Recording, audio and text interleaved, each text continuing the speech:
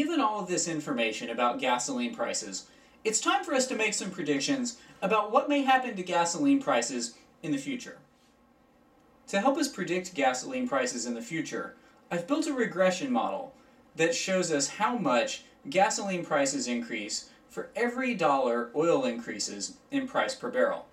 What I found is that for each dollar increase in oil, gasoline prices will increase by around 3 cents. Now this chart shows the predicted pump price versus the real pump price using this regression model. And as you can see, it's fairly accurate. And this will allow us to make some predictions about gasoline prices given certain prices of oil per barrel. This regression model shows us that if oil stays at around $130 per barrel consistently for a month or two, we can expect to see gasoline prices around $4.60. Now, the $4.60 figure is actually a composite of the 3 different blends of gasoline, regular and premium and mid-grade. So we'd actually expect a slight reduction in that for just regular gasoline.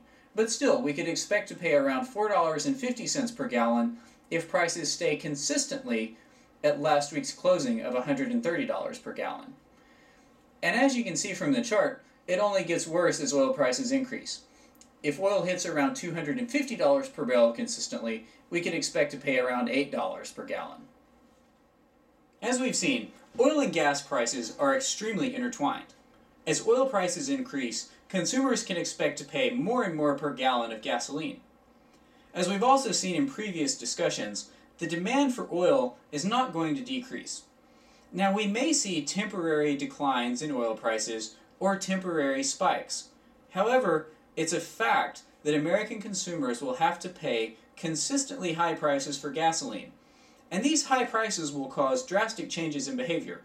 That will be the focus of our next set of discussions: how American consumers' behavior will change, and how these changes will affect the economy as a whole. Now that we've determined that high oil prices will be a reality for the foreseeable future, we need to look at the strategies consumers can employ to try to mitigate high oil and gas prices. One of the strategies consumers can use is to think of oil much like a currency. We've spent a lot of time talking about the dollar's depreciation relative to the euro and the pound, and we can apply this same logic to oil. If you're a major company and you have cash flows in a foreign currency and you expect your home currency to depreciate relative to that foreign currency, one of the strategies you can use is to make sure you have cash flows denominated in the foreign currency. That way, when your home country's currency depreciates, you'll see a corresponding increase in the value of the cash flows in the foreign currency. So let's try to apply the same logic to oil. One of the ways we could create a series of cash flows that is very correlated with the price of oil is to look at major oil companies. If we were to buy stock in oil companies, and if oil company stock was correlated to the price of oil, we could mitigate some of the effects of high oil prices by the capital gains we'd see in oil company stocks.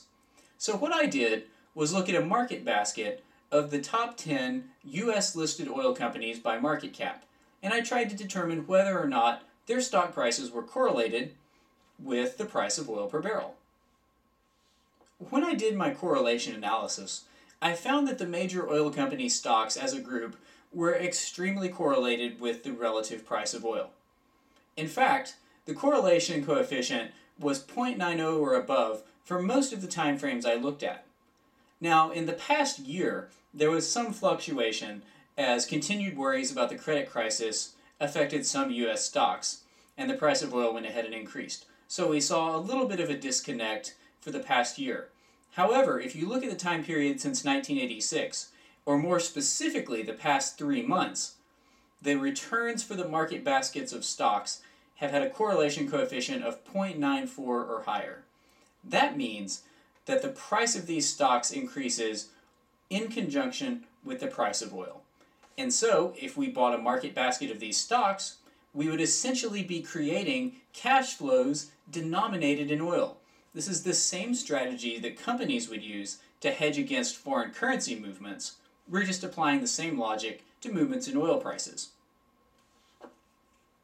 This chart shows the stock prices of three major oil companies plotted alongside the price of oil per barrel. Here you can actually see the correlation.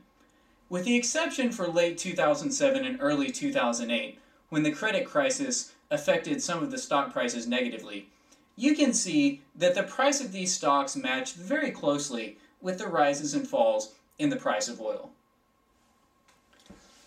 I was very curious to see exactly how much a consumer would have to invest to offset some of the increase in gasoline prices that we've seen. So my next chart will show you exactly how much a typical consumer might have needed to invest to offset the increase in gas prices over the past year. I decided to look at how much a person would have had to invest on May 1st last year to cover the increase in gasoline prices over the past year. I had to make some assumptions about the habits of an American consumer, but I think it's a good example to show how you can construct cash flows denominated in oil. Now, if you assume the average American commutes 16 miles one way, 5 days a week, 49 weeks per year, that means a family of 2 working people will commute about 16,000 miles per year. If we assume average efficiencies of around 18 miles per gallon, and a $1 increase from $3 to $4 in the price of oil per gallon, that means that the price increase in oil would result in $900 of increased expenditures for the family of 2. Now, we need to figure out how to make up this $900 by purchasing oil company stocks. So let's look at what we would have had to purchase on May 1st last year to make $900 in capital gains. If we went with the energy index, IYE, we would have had to purchase $3,500 worth of stock, or about 32 shares. The IYE index increased from $110 in May 2007 to $139 in May 2008.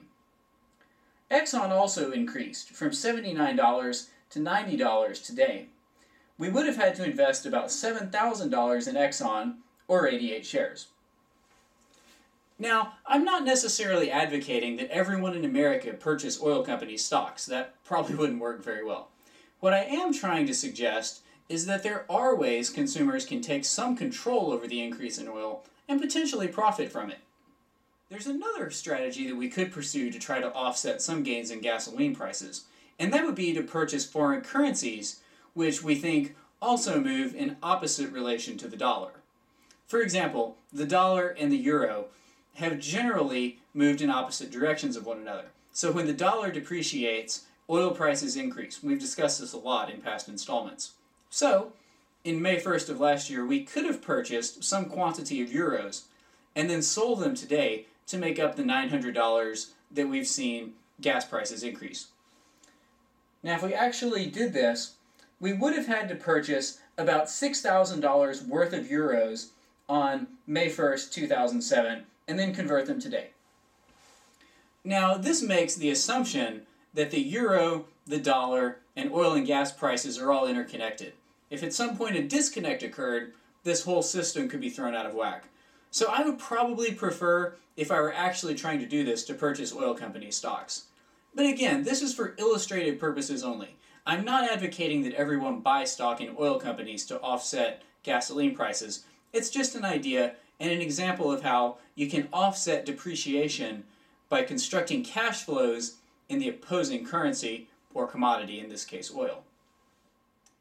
Now, as I said before, you can't simply purchase oil company stocks to offset increases in oil prices. The reason is that oil is such an integral part of so many other products that we buy and use on a daily basis, simply purchasing oil company stock won't offset the total increase in costs we'll see as oil prices go up.